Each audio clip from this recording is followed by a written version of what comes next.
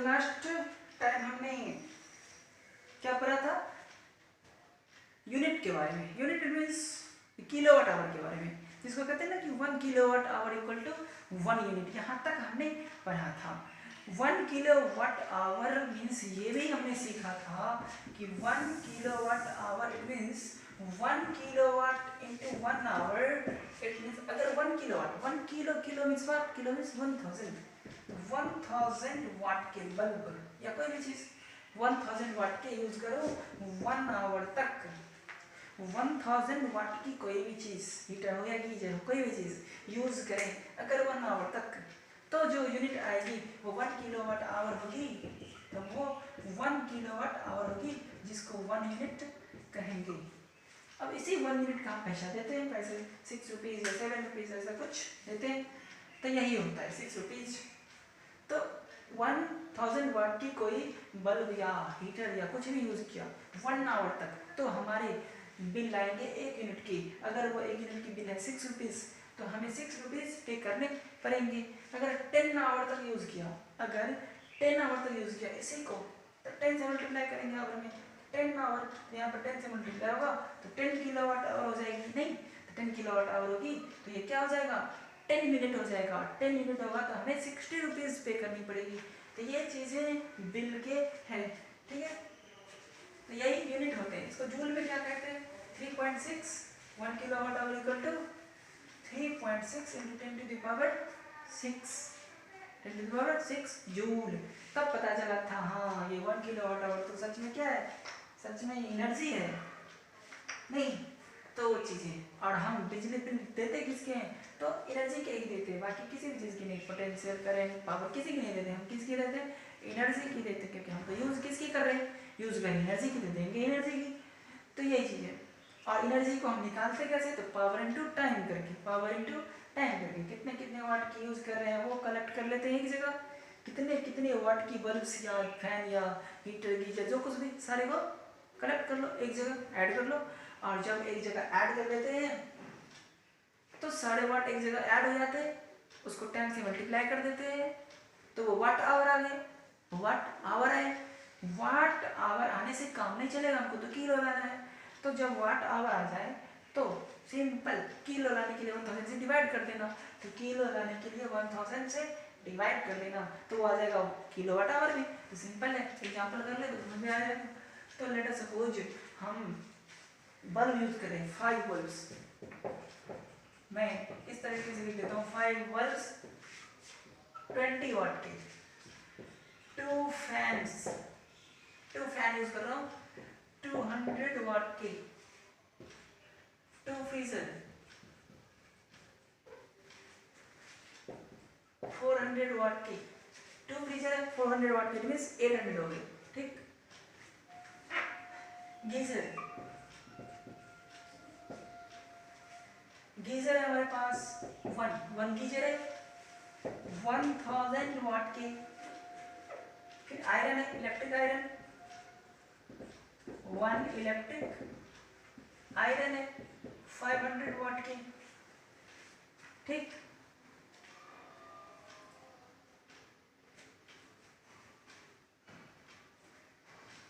और कुछ करो नहीं, तो इतने चीजें हम यूज कर रहे हैं फॉर कितने देर के लिए, फॉर 10 आवर्स के लिए, 10 आवर्स के लिए।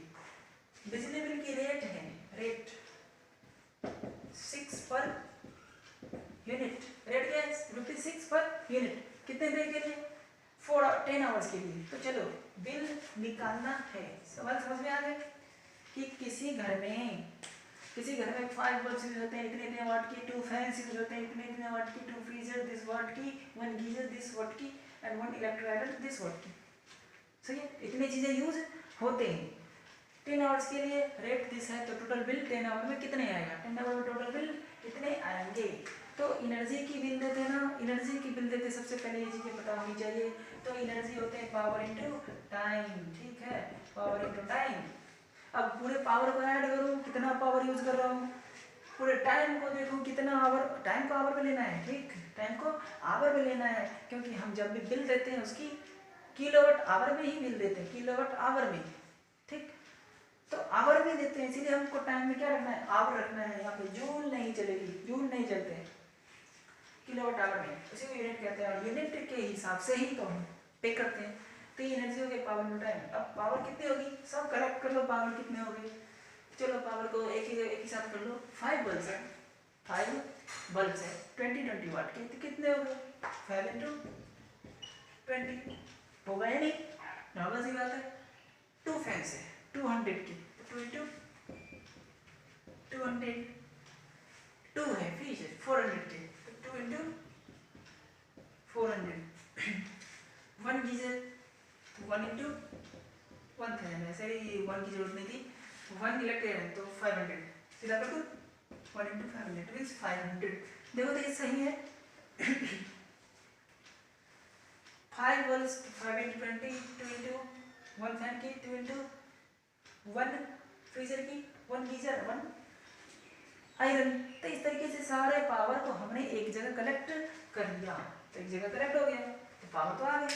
Into time in which quantity, time is in hour 10। समझ में आई क्या? एक और चीजें, ये चीजें सारे किस में आ रहे हैं, वाट में आ रहे हैं। ये चीजें किस में, सब के सब वाट में है। Into 10 our.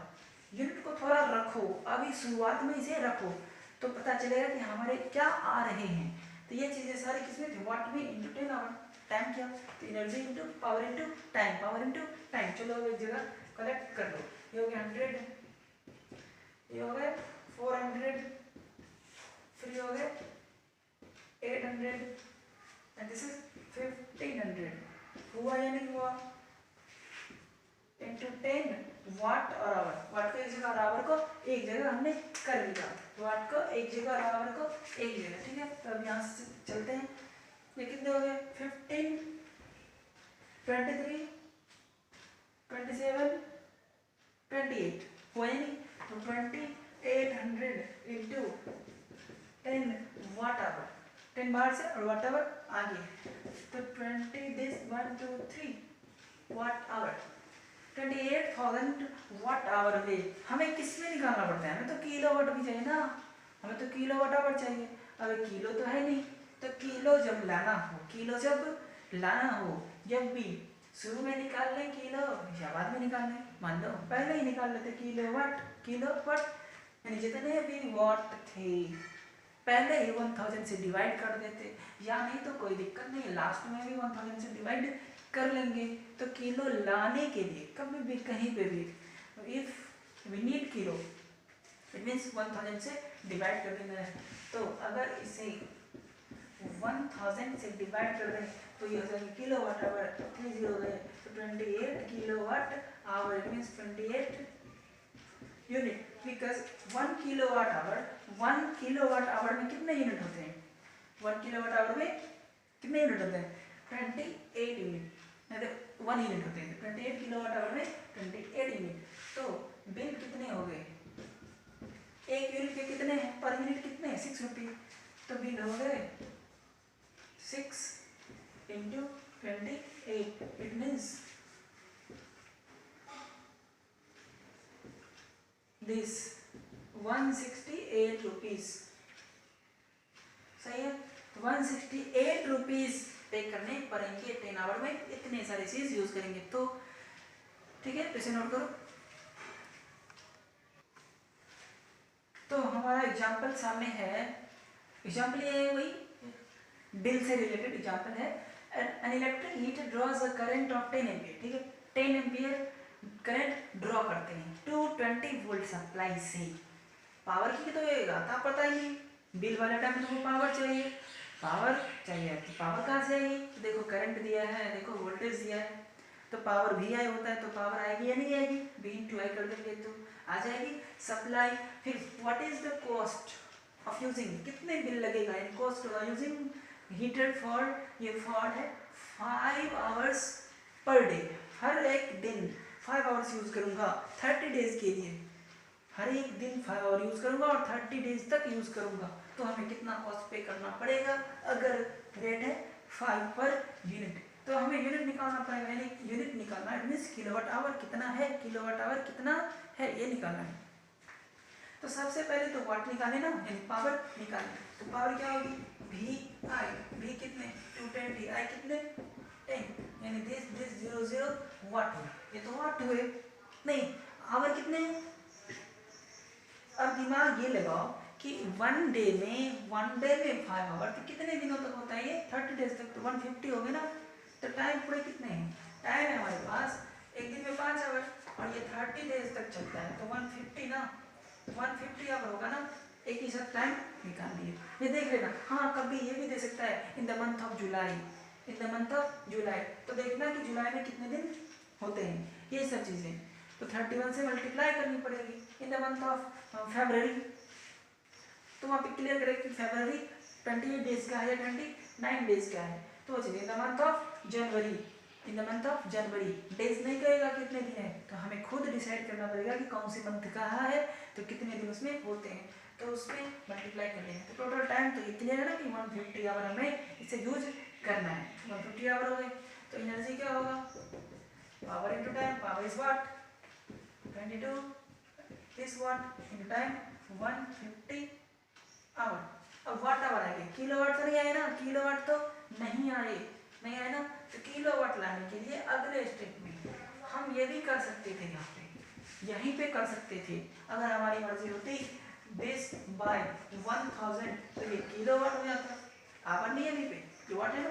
किसी भी चीज को 1000 से डिवाइड करते हैं तो वो किलो में आ जाएगी, तो 1000 से करें तो किलोवाट आ गए, तो इसको कहेंगे 2.200 किलो वाट। ये भी कर सकते थे, अगर यहाँ पे करना है तो कोई दिक्कत नहीं। अगर मान लो यहाँ पे 2.200 कर दिए तो कोई दिक्कत नहीं है, तब यहाँ पे किलो लिखना पड़ेगा, तब यहाँ पे किलो लिखना पड़ेगा। क्या समझ में है, हम वहाँ पे भी कर सकते हैं, हम यहाँ पे भी कर सकते थे, अभी कर देते 1000 से डिवाइड, तो बात तो बराबर होती ना। अभी जस्ट करते तो चलो पहले ही कर लिया, कोई बात नहीं। तो याद रखना कि जब भी जो वाट आए ना, वाट, उसको आप या तो वहीं पे चेंज कर लेना किलोवाट में, और फिर उस किलोवाट को मल्टीप्लाई कर देना कितने आवर है उससे। तो अब ये मल्टीप्लाई कर लो जितना आ जाए, ये जीरो की तो कोई वैल्यू रहा नहीं, ये जीरो इसमें चला जाएगा तो बच जाएंगे 22, ये बच जाएंगे 22, ये बच जाएंगे 15 किलोवाट आवर। तो ये 15 टू जा 30, 15 टू जा 33 किलोवाट आवर। तो ये कितने हो गए, 32 किलोवाट आवर हो गया, मतलब 30, ये हो गया हमारे 330 यूनिट, इतने यूनिट हो गए, समझ रहे। जितने किलोवाट आवर होते हैं उतने ही तो यूनिट होते हैं ना। तो इसको अब रेट, तो बिल कितनी हो जाएगी, तो बिल हो जाएगी हमारे 5 रुपये, तो 5 इंटू 330 इतने रुपये आ जाए, समझ में आए। एक यूनिट के 5 रुपये, तो 5 से इसको मल्टीप्लाई कर दिया हमने, तो ये बिल आ गया। इस तरीके से बिल निकाल लेंगे, नॉर्मल है। तो इसे अपना दिमाग लगाओ। तो अब है हमारे पास topic heating effect of an electric current, heating effect of an electric current, ये टॉपिक है हमारे पास। Heating effect of an electric current, current की हीटिंग इफेक्ट की होती है। जैसे आपने देखा होगा कि जब बल्ब जलते रहते हैं कुछ देर तक तो वो थोड़ा हीट हो जाते हैं, जनरली कोई भी चीज़, मोबाइल भी हीट होते हैं। तो इलेक्ट्रिक करंट की जो हीटिंग इफेक्ट होती है वो हमें समझना है, क्या होते हैं ये हीटिंग इफेक्ट। इतना पता है कि हीटिंग होते जरूर है, तो वो कैसे, कितने देर में कितना होता है, ये सब चीज़ें समझना है। तो हीटिंग इफेक्ट ये है कि whenever a current passes through a high resistance wire, जितनी ज़्यादा रेसिस्टेंस होती है, जैसे कि नॉर्मल बल्ब होते हैं तो नॉर्मल हीट होते हैं, लेकिन अगर ज़्यादा पावर वाले बल्ब हो तो ज़्यादा रेजिस्टेंस उसके होते हैं तो ज़्यादा हीट प्रोड्यूस होते हैं वो।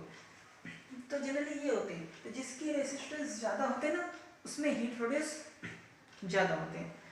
तो ये रेजिस्टेंस पे डिपेंड करता है कि हीट ज़्यादा प्रोड्यूस होगी या कम, ठीक।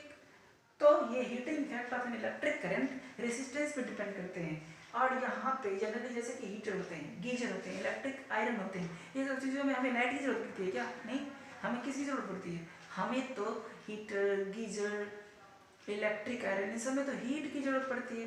तो यहाँ पे बेसिकली हीटिंग इफेक्ट ही काम आते हैं। तो यहाँ पे हमें हीट की जरूरत पड़ती है, तो ज़्यादा से ज़्यादा हीट चाहिए। तो ऐसे केसेस में ऐसे जगह पे हम ऐसे वायर यूज़ करते हैं जहाँ ज़्यादा से ज़्यादा हीट मिले। तो ज़्यादा से ज़्यादा हीट के लिए हमें ज़्यादा से ज़्यादा रेसिस्टेंस वाले वायर को यूज़ करना पड़ता है, ज़्यादा से ज़्यादा रेसिस्टेंस वाले को, इट मीन्स नाइक्रोम वायर को। तो नाइक्रोम के रेसिस्टेंस ज़्यादा होते हैं, तो वो चीज़ें यूज़ होते हैं। या एलॉय की वायर को, एलॉय के रेसिस्टेंस ज़्यादा होते हैं, नाइक्रोम भी एलॉय है, निकल और क्रोमियम की, तो एलॉय वाले वायर को यूज़ करते हैं ऐसे ऐसे जगह पे। तो वो होते हैं heating effect of an electric current. तो when a current passes through a high resistance wire से current passes, then it produces heat in the wire. This is called heating effect of an electric current. When an electric current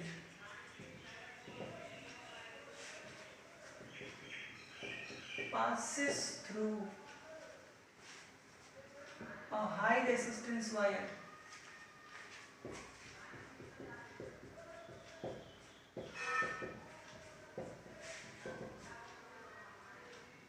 nichrome example क्या होगी, nichrome. तो when an electric current passes through a high resistance wire,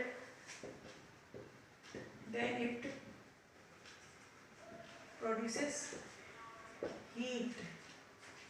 This effect of an electric current, this effect is called heating effect of electric current. समझ में आए तो ठीक है। Generally heating effect के लिए जो रेसिस्टेंस यूज किए जाते हैं वो नाइक्रोम के यूज होते हैं, दैट्स व्हाई एलॉय यूज होते हैं। ये नाइक्रोम एलॉय ही है, इसीलिए इसका यूज होता है। नाइक्रोम निकल और क्रोमियम का एलॉय है।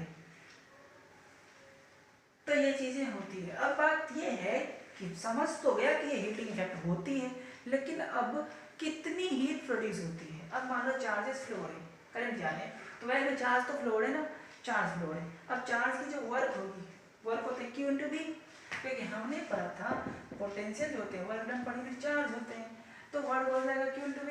अगर कोई चार्ज कुछ भी पोटेंशियल डिफरेंस से क्रॉस कर रहे हैं तो वर्क डन क्या होगा, Q × potential difference. Potential difference मतलब VV - V, दूसरे वाले पॉइंट पे माइनस पहले वाले पॉइंट पे। तो ये होती है Q × V, potential difference × V। तो ये जो वर्क डन करेगा, वर्क तो एनर्जी के फॉर्म में चला जाता है। जैसे कि मैं बोलूँ इसको वर्क डन करके यहाँ पे उठाया, तो इसमें एनर्जी बन के स्टोर हो गया। कौन सी एनर्जी बन के, यहाँ से इसको उठा के यहाँ पे लाया, तो यहाँ पे जब लाया तो इसमें कौन सी एनर्जी बन के स्टोर हो गई, पोटेंशियल एनर्जी बन के स्टोर होगी। तो यही चीज़ है, जब चार्ज वर्क करता है तो उसमें एनर्जी स्टोर हो जाती है। कौन सी एनर्जी बन के, हीट एनर्जी बन के। तो वर्क डन जो चार्ज का होगा, वर्क डन जो चार्ज का होगा वही उस वायर में हीट एनर्जी बन के स्टोर हो जाएगा। तो वही बात है। तो देखो, when a charge Q flows through a potential difference V, ठीक, when a charge Q flows through a potential difference, PD मतलब potential difference, through a potential difference V, then work done by charge,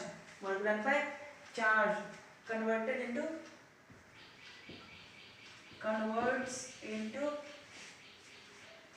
heat energy।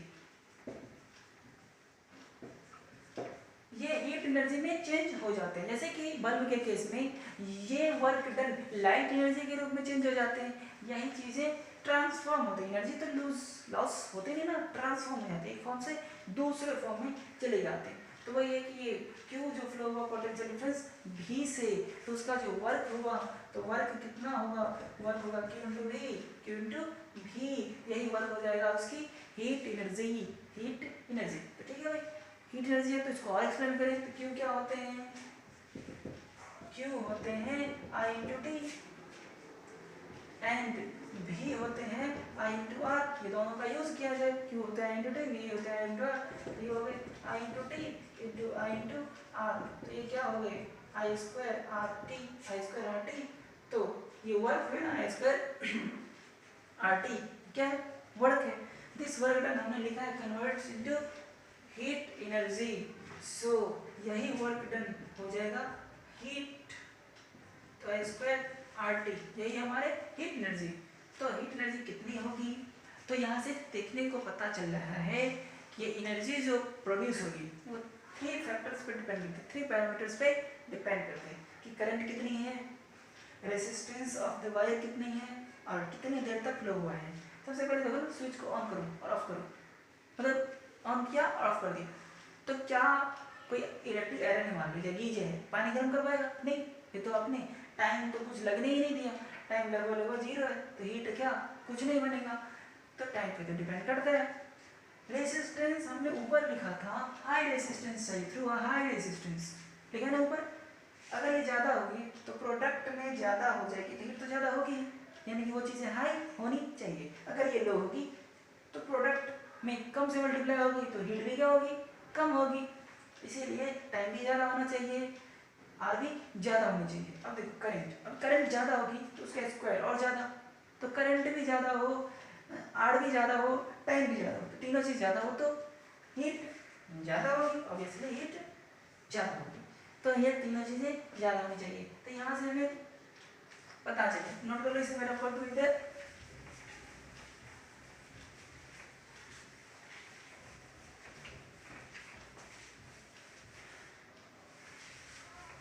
तो देखा गया यहाँ से heat की जब फॉर्मूले निकला तो पता चला ये तो 3 चीज पे डिपेंड करते हैं, आई आर टी पे, हीट 3 चीज पे डिपेंड करते हैं, किस किस पे, आई आर टी पे, 3 चीज पे, तो ये 3 चीज पे डिपेंड करते हैं, तो इसको कहा गया joules law of heating, joules law of heating. ये जूल्स लॉ ऑफ हीटिंग क्या है, तो फर्स्ट ये है कि हीट डायरेक्टली प्रोपोर्शनल है आई स्क्वायर के, सेकेंड हीट डायरेक्टली प्रोपोर्शनल है आर के, थर्ड हीट डायरेक्टली प्रोपोर्शनल है टाइम के, ये joules law of heating.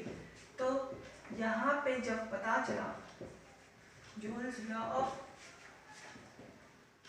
Heating, जब पता चला कि हीट दिस होते हैं, तब ये लिखा गया कि भाई हीट तो डायरेक्टली प्रोपोर्शनल होते हैं आई स्क्वायर के, डायरेक्टली होते हैं आर के, डायरेक्टली होते हैं टाइम के, तो उसको कहते हैं जूल्स लॉ ऑफ हीटिंग। तो फर्स्ट लॉ ये है कि हीट डायरेक्टली प्रोपोर्शनल होते हैं स्क्वायर ऑफ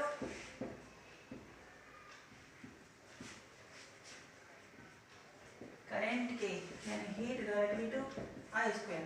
सेकंड लॉ ये है, यहाँ से देखता गया वहां पे लिखता गया, सेकंड लॉ ये है कि हीट डायरेक्टली प्रोपोर्शनल रेजिस्टेंस के, हीट डायरेक्टली प्रोपोर्शनल है रेजिस्टेंस ऑफ वायर के, ठीक, यानी कि heat directly proportional to resistance. Third में क्या है, हीट डायरेक्टली प्रोपोर्शनल टाइम के, हीट डायरेक्टली प्रोपोर्शनल है टाइम के, इट मींस इसको मैथमेटिकली ऐसे लिख सकते हैं, हीट डायरेक्टली टी, समझ आए। तो ये 3 चीजें, यानी आई स्क्वायर बढ़ेगी तो हीट बढ़ेगी, आर बढ़ेगी तो हीट बढ़ेगी, टाइम बढ़ेगी तो हीट बढ़ेगी, ये 3 चीजें तो वैसे भी देखने से पता चल रहे थे, लेकिन इसको जूल्स लॉ ऑफ हीटिंग कहते हैं। ये हो गया हमारा जूल्स लॉ ऑफ हीटिंग, तो 3 चीजों पर डिपेंड करते हैं, पहले इसको नोट कर लो, हो गया नोट। तो अभी जो हमने देखा था H equal to I square R T, ये जूल के थे, जूल साइंटिस्ट ने इसे डिस्कवर करा था, जूल ने इसे एक्सप्लेन करा था।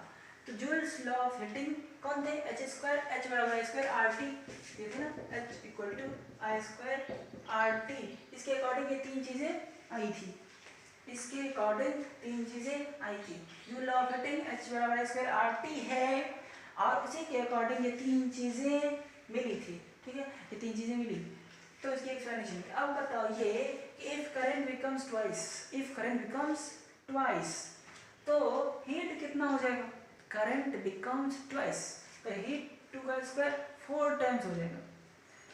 करंट बिकम्स हाफ, हाफ हो जाए तो हाफ का स्क्वायर 1/4, तो करंट अगर हाफ होगा तो हीट 1/4 हो जाएगा, ये आपको खुद भी सोचना चाहिए। तो ये चीजें होगी, तो यहाँ से हम लिख सकते हैं आगे कुछ नोट बना के, इफ करंट बिकम्स हाफ